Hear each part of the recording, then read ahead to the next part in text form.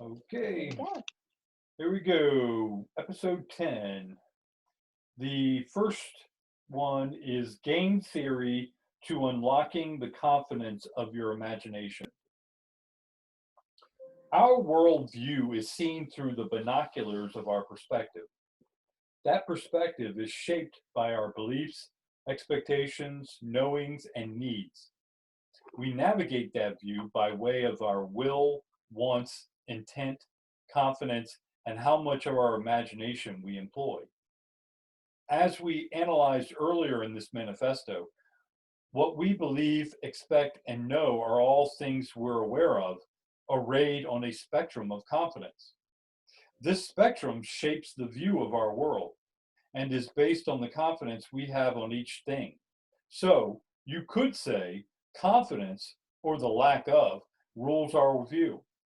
Imagination is very similar to perspective, in that it is a view of this world, only more as a perspective of perspectives. It has the ability to bypass our current perspective and see the possibilities of all the perspectives we're not living in at the moment. Our issue with using our imagination is that we have confidence in its use to fill out our current perspective, but very limited confidence in pulling in things from our other perspectives. In video game terms, we're set to play in one video game at a time and abiding by the game rules of that game world, but we possess the ability to access other video games and pull their features into our current game. So, say I'm playing game one. So G1 is game one, and I enter a castle that is very dark within its corridors, and I have no torch or other illumination to see by. I then remember playing in game two, G2, last night, where I had the ability to summon a glowing orb, and wish I had that ability in G1. Pushing button Y in G2 would summon that orb.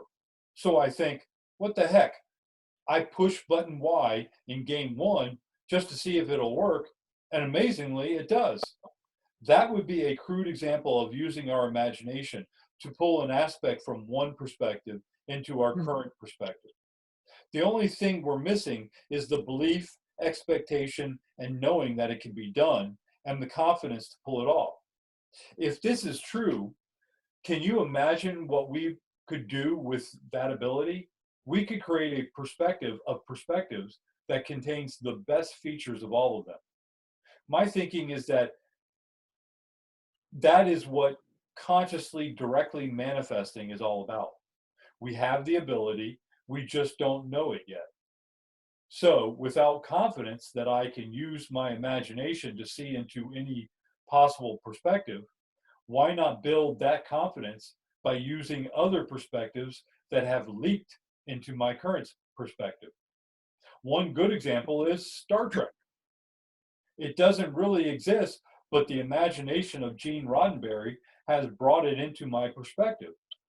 If I can start believing its features can exist for real in my perspective, then begin expecting them to appear, and finally build the confidence to know they will appear, well, then I can change the world, or at least my view of it. By telling you about this, I'm giving you the option to believe, expect, or know it too. Our imaginations are our greatest tool into the possibilities.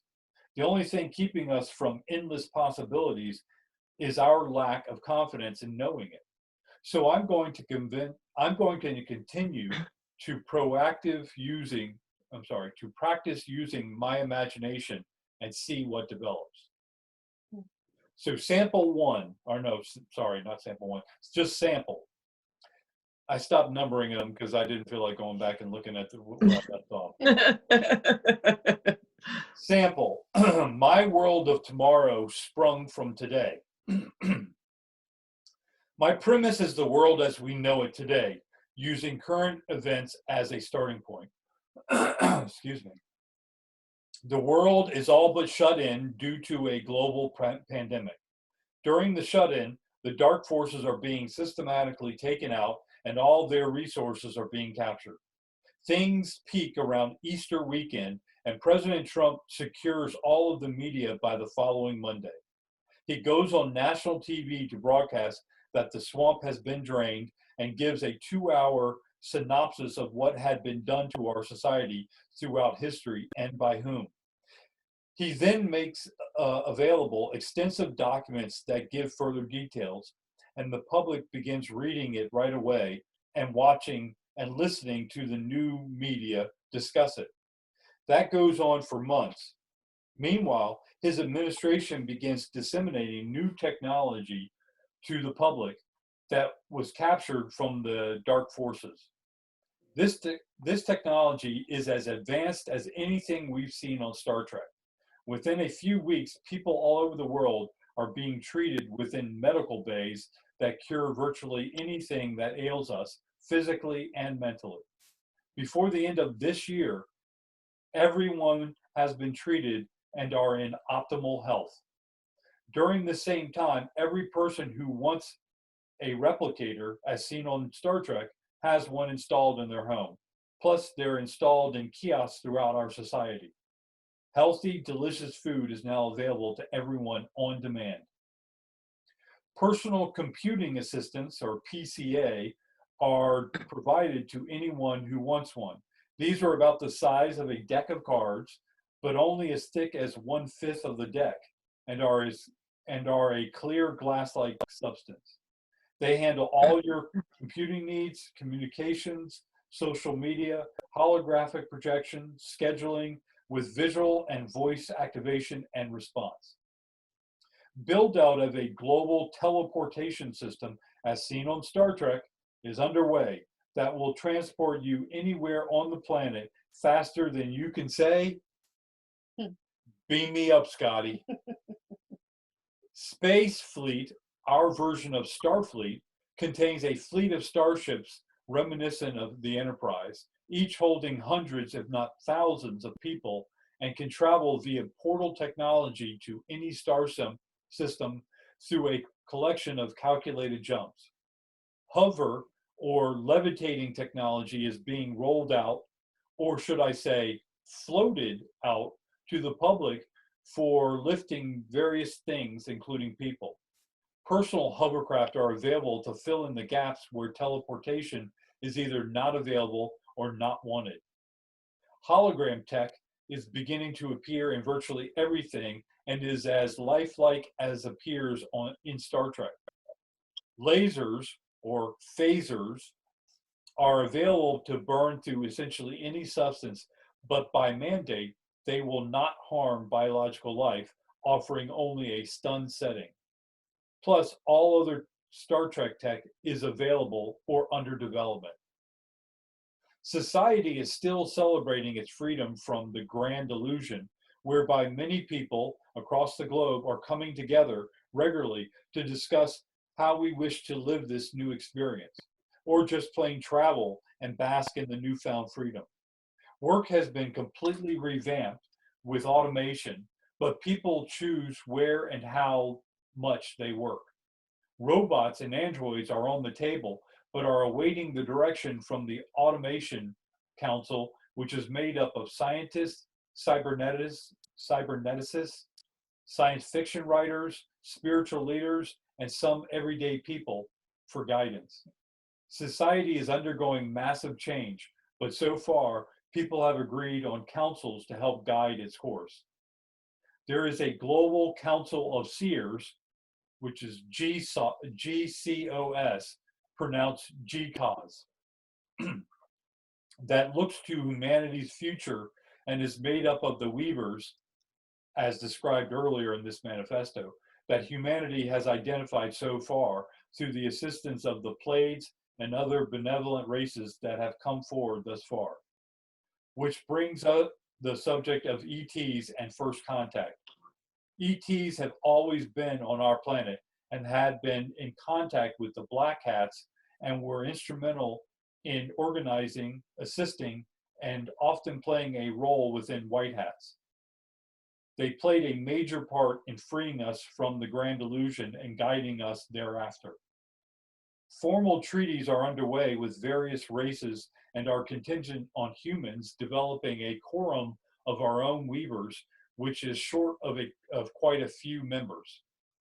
However, these benevolent races are assisting us in identifying all that are available and willing to serve humanity. GCOS does not rule, but provides guidance to the other councils throughout the world by being in tune with humanity's overall will through the use of empathy, telepathy, and clairvoyance. Its members train with other weavers from other races and help mentor the newest weavers when they are identified, whether they end up serving in GCOS or not. GCOS also works with and helps other councils with developing their mandates, training, resolving issues, and communications. Countries still exist, but they are beginning to relax their standards on how they are ruled and in taking guidance from GCOS through their own councils. Most people have embraced GCOS and their associated councils and value their guidance. All are beginning to become interconnected, and trust is building at an incredible rate. People are as involved in these groups as they wish to be, and knowledge has begun to flow freely. As in Star Trek, people are less interested in wealth and more interested in experiences and exchanges, often getting involved in projects or starting their own. Most people are beginning to truly enjoy life and being a valued member of society.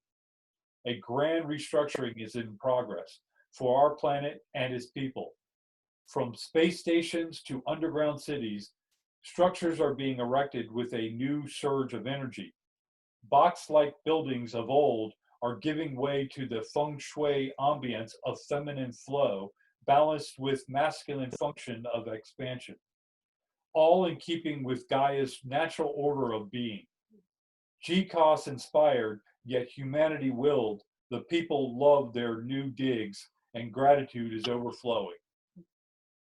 This outward expansion and restructuring mirrors that of its inhabitants' internal vision and growth. GCOS initiatives are revitalizing the young with spiritual awakening over the old system of indoctrinated education. No one is being left out because no one wants to settle for being left out. Martial artists and spiritual shamans have replaced the teachers of old and lead not with authority, but with confidence of community. Gatherings have supplanted courses and classes where no roles are called, for students have become masters of their own futures, as have all the adults who also attend gatherings. Without directive, nor pressure to do so, many people have elected the option to refer to themselves as residents, as in residents of Gaia, in a show of respect and partnership with Her Majesty. As Gaia goes, so do her residents, who regularly volunteer to attend to her needs. Life on Gaia is no longer centered around work, agendas, and schedules, but flows from gathering to back gathering in exchanges of energy and ideas. Alone time is seen as a necessary, more like a comforting chore to collect oneself from all the gathering excitement, inspiration, and expansiveness of the day. A true friend is one who extends an empathetic reminder to another for them to take some alone time in a gathering of oneness, often accepted with trudging reluctance. Friendship, fellowship, leadership, courtship, and all other ships of state are transforming from a narrowly defined, self-centered, hand-me-down program of directives to a more transparent, empathetic, I see you and I hear you flood to lift all boats. We are now becoming aware that our world of art not only pays attention to our intent, but rewards it with fulfillment when it positively impacts others. This is now cascading throughout society as the clutter of our past is cleared away for the greener pastures of sovereignty and harmony. Well, hello there, Christos. I love what you've done with the place. Valor intones as he glides up to you from the entranceway of the massive underground atrium. His deeply resonant voice always seems to top off your feelings of contentment and confidence that are already perpetually brimming your cup of purpose. And I have you and many others to thank for our auspicious redirection, you graciously respond, knowing he meant more than the beauty of the atrium. A little nudge of intent to a plant's soil is often rewarded with a blossom of gratitude. He shamanically delivers. It's still so amazing how he knows what to say to convey the feeling of the moment. Are you reading my mind again? You sarcastically present your side of the long held joke from your first meeting many moons ago. His eyes twinkle in appreciation as he finishes his side of the joke. A mind meld or fortune telling for your thoughts? You snicker and flippantly remark, you plaids have to work on your humor. It's too on target to be considered facetious. He smiles and counters with, but who then would be the butt of our jokes? Sarcastically shocked, you plead, okay, I give. I know when I'm outmatched in ammo. You pause, then inquire, so, what are you procrastinating about telling me? Valor frowns and states, matter-of-factly, we Palladians, do not procrastinate. Again, you snicker and do your own stating. You're doing it right now. Slightly ruffled, he eventually smiles and acquiesces. You are most definitely not as gullible as most. We have identified another of your weavers. What? That's awesome. Why didn't you lead with that? His stoic, straight face gives you pause. Wait, you really were procrastinating. Okay, give it to me. Who washed their underwear in your sink? He deadpans. Christos, you really must work on your humor. That joke, Valar! Now you're prevaricating. Spill it. He sighs and relents. This weaver chooses not to join G-Cause, and further, she has asked to be left alone. You stare into space and then resign yourself to a shake of your head. This is the third one to have such barriers. That is her choice, and we must respect it, Valor. Without missing a beat, he responds, this I know, but she has made one request. Interested, you ask, and what is that? Valor hesitates and then continues, that we replace her replicator. Not expecting that, you inquire, huh? What's wrong with it? She said it doesn't match her new home's decor, and the tapioca pudding it produces tastes off, he responds. You perk up at that and question, tapioca? Are you sure? Did she say anything else? A little unsure, he responds, I believe she said the design of the replicator was a bit, and he stops. A bit what? You implore. Well, the word she used was frivolous, he answers skeptically. Ha! I knew it! What's her name? Not knowing the reason for your excited state, he answers, Anne. You finished for him. Francis! He stares hard at you and questions, how did you know? You can't believe he doesn't realize. It's Annie, my good friend, the one that was with me when you convinced me about the Weavers. Still confused, he confesses, I saw another person besides Doug with you as you were walking up, but that person split off well before you arrived, so I never met her or saw her face. Realization dawning on your face, you complete the sequence of events. Oh, yeah. She went to talk to the elementals. I just thought I remembered introducing you. No, I know what it was. You threw me off when you shouted in my head. I did not shout. he responds in his best Spock impression. Well, it certainly wasn't a whisper, you quip. Be that as it may, what does her response tell you? He asks. You sigh. It tells me she has some words for me, and she intends to throw them at me. Valor rolls his eyes, making it clear he doesn't intend to ask why. With finality, you state, I'll go see her. Hopefully, she's only armed with banter. Later that day, you use your PCA to contact Annie and inquire if she's free to meet. Her one-word answer of, sure, doesn't bode well. You bloop to her new home and PCA to her you're outside. She marches outside with her arms crossed, definitely in a posture of confrontation. Hey, is all you can think to say, and she responds with a hey of her own. Are you mad at me? You ask. She does a little sigh and says, nah, I just feel left out. Left out of what? You plead a wee bit. Whatever new game you and Doug have going on. Ever since I got back from the elementals, I barely hear or see you guys. You turn to sigh. It's not a game, Annie, and you know that.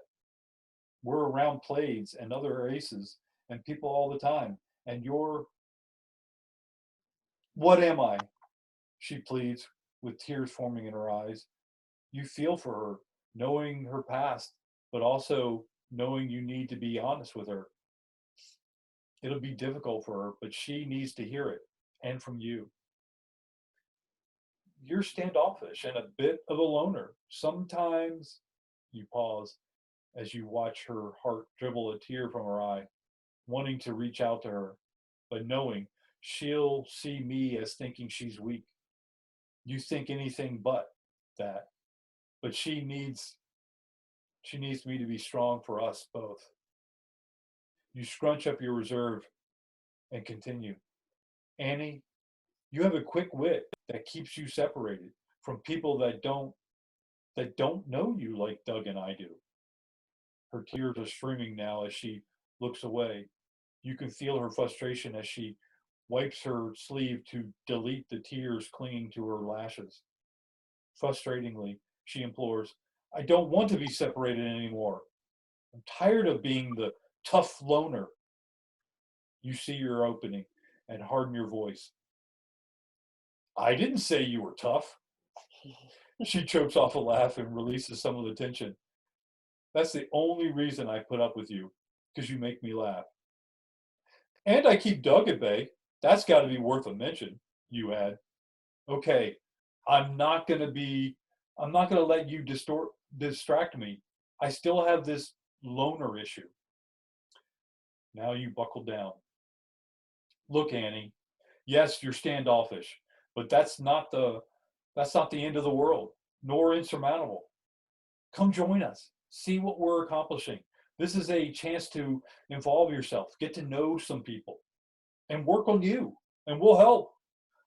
I won't promise Doug and I will fix you, but you'll be around at least 2 people that support you, and will call you on your stuff. I know you're standoffish with the Blades, but if you learn to give them a chance, they will help you see yourself in a different light. Looking at least hopeful, she asks, what would I do? What would I be doing? I don't want to be a seamstress. Exasperated, you stress, it's not seamstress, Annie. It's weaver. She looks right at you and states, I know. I just wanted to see if I could weave you with some stress, and it worked seamlessly. Feigning more frustration, you quip, I think I like you more when you're a loner. Come on, let's get your stuff and beam out to the station. Doug's there, and he's missed being our arbiter. That was good. That's funny. We got quite the characters. I wish I could change my voice or something, but that's okay. do voices. No. Those are good. So Good It was dialogue. really, yeah, I love it. Entertaining. thank you. And deep. I mean, there's so many messages in that. And Yeah, definitely. It explains it in a way that just you can understand what you're saying, but it's just in a very storytelling way. It's nice. Yeah, I like it. it's not quite as natural as the other stuff. It's more involved to put yourself in that kind of conversation and think about the narration and each person that's talking and how they might talk based on a particular personality or whatnot. But it's very rewarding when it's done and I go back and read it. But while I'm doing it, But as you read it, I mean, when you hear it, and then if you go back and read it, I mean, you get to know the characters, the personality of the plagues, the personality of Doug, the except for personality Annie, of Annie. she's a loner. Well, it's part of personality. So it is. It's in Christos. I mean, it's really good. Yeah, without having to sit there and describe them, you get to know them through the dialogue. Yeah, I like that. I agree. Mm-hmm. Well, you bring the character's personality though too, so I don't know if when I'm reading it, if I'm like bringing that into when I, what I see with you doing it, or if it's in my own. I try not to provide too much narration so that you can fill in the the soft spots with your own imagination. Well, And that's even cool when you're describing things like imagination. I can build it in my head in my own way. It's like it starts building pictures in my mind of what it would look like to me. Mm-hmm. well, that's what this is serving as. I'm activating my own imagination in building this out and writing it out. But I'm also activating anyone who's willing to let me activate their imagination by offering this up as just a concept and let you fill it in with your own imagination. Because I'm not providing a huge amount of detail here. I fill in, I just say, just like Star Trek. And most people, I didn't even really. I saw it a little bit as a kid, but I've not even paid attention to Star Trek. I know William Shatner. I love him from other things. yeah, I don't use that series. I mean, I watched that. I watched that series growing up, but the one that I'm using as my template is the Next Generation, Star Trek. The one with Whoopi Goldberg. Picard. Yeah, Whoopi was in it, but she wasn't in it very much. That's about as much as I know about it. Yeah, with Data the android. Yeah. Okay. And Worf. I'm gonna go watch this now. Yeah, it's interesting. It's don't expect, the early episodes are a little stilted, but they, by the second, third season, they get things worked out, and there's some great concepts in some of the show. We went back and started watching it. We're in the second season. Are we? I don't think we finished the first season yet. Is it on Netflix? Yeah. Is it Netflix? Yeah, I think it's Netflix. Yeah. Okay, I'll check it out. But what's interesting about it and about this is it kind of gives you an idea of how it could possibly be. It's like, that's exactly right. So then you can use your imagination and be like, well, if it could be like that, oh yeah, okay, so it could be like this. And that's what I said in the first section was, well, before my imagination is fully, formed, to go out in other perspectives and start pulling in things that are completely, new. I'm using Star Trek as a template because I grew up on it. I've watched almost all the series of all the different series, and it's well fleshed out. It's almost too well fleshed out. It makes you think, going, I don't think it's something. No, it isn't that. Gene Roddenberry wrote the concept, and then he handed it off to CBS, he went through Universal and then CBS, and now they fleshed it out. So, just saying. I think there's something there. Yeah, definitely worth using it as a baseline to build out imagination. All right, the next section is confidence's force of will and intent. We make our decisions through the actions we take and the feelings we focus on, not the words out of our mouths. It's how we communicate our intent to others, to the universe, and to ourselves. How you experience an event is driven by your intent. But be aware of doubt lurking to steal away your intent. To ensure our intent delivers the experience we want, we employ confidence to lock it in, or we settle for whatever experience doubt serves up to us. Our current situation of the upcoming sequence of events is a perfect example. No one knows how they will unfold, but you have the choice on how that experience will unfold for you. Your options are placed before you: fear, anger, worry, indifference, hopeful, ready, eager, or any others you can imagine.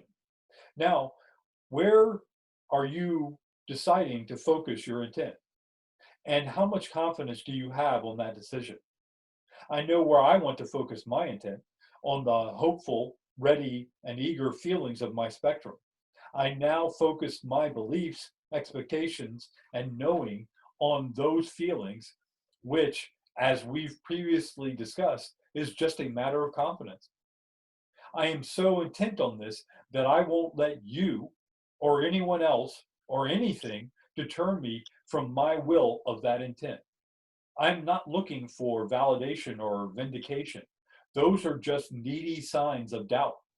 Instead, I am freeing my imagination to explore the options I have that meet my criteria of hope, readiness, and eagerness, and I will continue feeding that energy into my imagination, my intent, and my confidence throughout the span of my experience. And that is how I will will it. Mm. I like it. Like it? I like it. All right, I just got the last section.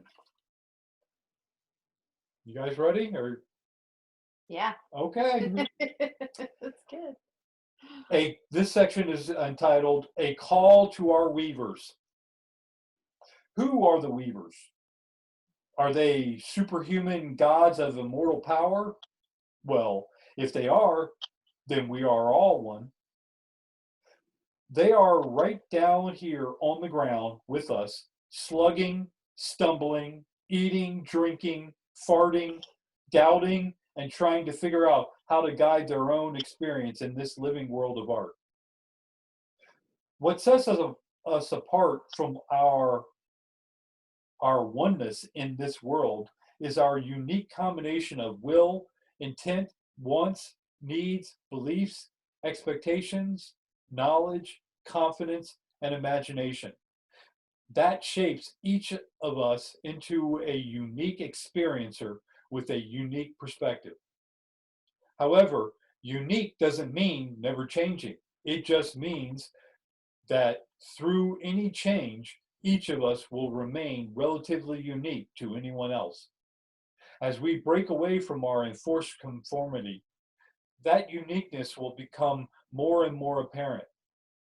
Released from that hold, each of us will truly begin to embrace how we can shape our own perspectives and steer them along our own unique guide pole of our will.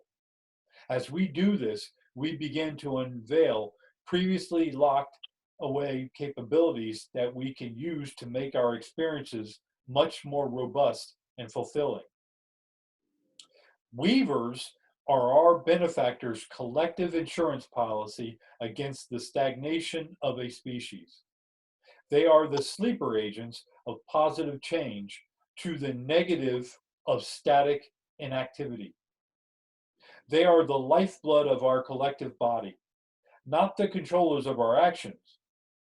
Weavers read and feel our collective will and provide guidance on achieving the experience of that will. While we each discern our own perspective, their perspectives are naturally infused with the perspectives of those around them. Every group has some kind of weaver or quintessential team player that aids that group in moving. Sometimes they are the leader, but oftentimes they are not. electing to move the group from an advantageous position of anonymity. What distinguishes weavers from each other is their reach. Most weavers have a perspective that can handle the weight of up to 10 or so other perspectives, meaning they feel the most comfortable being the weaver for a group of roughly 10 or less people. Seeing that we all possess some level of weaving, the majority of us take comfort in operating at that level. What pushes someone to be more comfortable being the weaver within a larger group is their will and intent. Very few of us have the will and intent to be the CEO of a large corporation, but those that are no better than any of us. The difference between a CEO and a weaver is that CEOs need the prestige and power of that top position, while weavers just have a natural, selfless tendency to read and feel the combined body of the employees and steer them towards collaboration. CEOs are focused on achieving things, metrics, and earnings for their own benefit or that of few others. Weavers focus on the internal health of all those involved, not necessarily on getting things done, but how the employees feel during the experience. CEOs can justify the overextension of employees to achieve a higher earnings per share, while weavers can sense what that impact will have on the employees. Both roles are needed for a profitable company to continue operating, yet it is the weaver that has the biggest impact on ensuring that the most employees as possible feel the experience is worthwhile. Now imagine this at the national or global levels. The pressure and weight of all those differing perspectives pushing and pulling on a weaver would be tremendous. As a weaver operates at that level, ensuring that the highest worthwhile feeling permeates throughout the populace, that experience for the weaver must also be worthwhile. That has been missing from our society due to bad cop presidents, chancellors, and governors kicking out all the weavers by the direction of the black hats, making the experiences for weavers at many of the upper levels to be ones unworthy of pursuit. The great news is that is now coming to an end. Those bad cops will be removed within weeks by the white hats. Now, all we have to do is find the weavers that have the capacity, will, and intent to operate comfortably at those levels, and then convince them that the experience is now worthy of their pursuit. I know I am hopeful, ready, and eager to having them operating with us again. I like it. Very good. Really good. Those are the weavers and the community builders and it's what ties us together. Yeah, the Mr. and Mrs. Stickers. Weavers of humanity. Yeah. I'm seeing them pop up. Mm-hmm. I'm seeing them pop up here and there on Facebook and stuff. People who are just trying to create new things, and people who are also talking about the stuff that we're talking about that are in high positions, like are not scared to say the things that they've been wanting to say. Mm-hmm. Yeah, it's starting to surface. Yep. And Mm-hmm. we need to, these people don't need rewards. Right. Mm-mm. What they need is just good energy around them more than anything. Yep. Absolutely. They don't necessarily have to be fully appreciated, although that does help both them and us. But just having good energy and people at least attempting to understand what they're going through and what they're dealing with. Yes.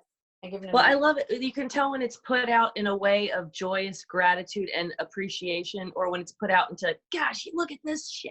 what's happening. You know what I mean? Like there's a different energy behind it. And I've seen a lot more. I don't know if it's just because that's how I've created my space to be, but I've seen a lot more of the positive weaving side of things. Hmm.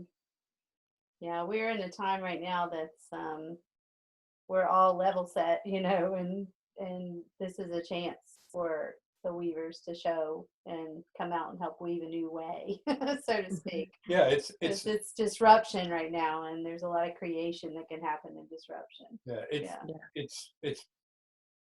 It's going to be the time of not talking about doing something, Mhm. but about just going and doing Just about it. do it. Don't wait for someone to tell you to do it. Don't wait for recognition. Yeah. But there are going to be people that still need recognition, and there's nothing wrong with that. It's just the need for recognition brings its own disadvantages Mhm. to it. Mhm. So it behooves us to free ourselves from those attachments that Yeah. limit our experience. Mhm. That's what we're talking about doing, is expanding our experience within the same world of art. Mhm. We're just going to make it more robust by activating more features. Mhm. Yeah. Yeah, and I like what you said about, it's not talking about it, it's just starting to do it, and then it's noticing the ones who are doing it and putting your energy with them, not against them. And yeah, it is just the movement, the collective movement. Yeah, I want to do stuff, and then I'm not worried about people copying me or taking it and using it for the go do it. I'm putting it out there so that it causes a cascade, if for whatever resonates with people. Yeah, there's some people, I know some people get upset sometimes when somebody shares something that they posted on their page. And I'm like, Yeah. if I post something on my page and it brings life and light to somebody, heck, you can share it all over the place. Me too. I just So, not my kids' pictures unless you know my kids. But yeah, not my, that I yeah. usually don't post personal stuff like that. Yeah. But if I post something that uplifts, you don't have to ask my permission to share Me it. too. Share Me too. away. I want that energy spread. It's just, let's just share it. I Yep. don't want I any agree. attachment back to me because it's not me, it's the energy flow. So I agree there's 100%. so much of that I think we both, and all three of us, feel that energy. And anytime that you try to hold it, it limits it because then it limits it to you. And you're the bottleneck. And I do not want to, I don't want to be bottleneck. I want to free and flow and put my energy behind people that are moving in that way. So I Yes. see a lot of it happening, just like you, Jenny. I see those, and it just makes me excited and I know. want to go, yes.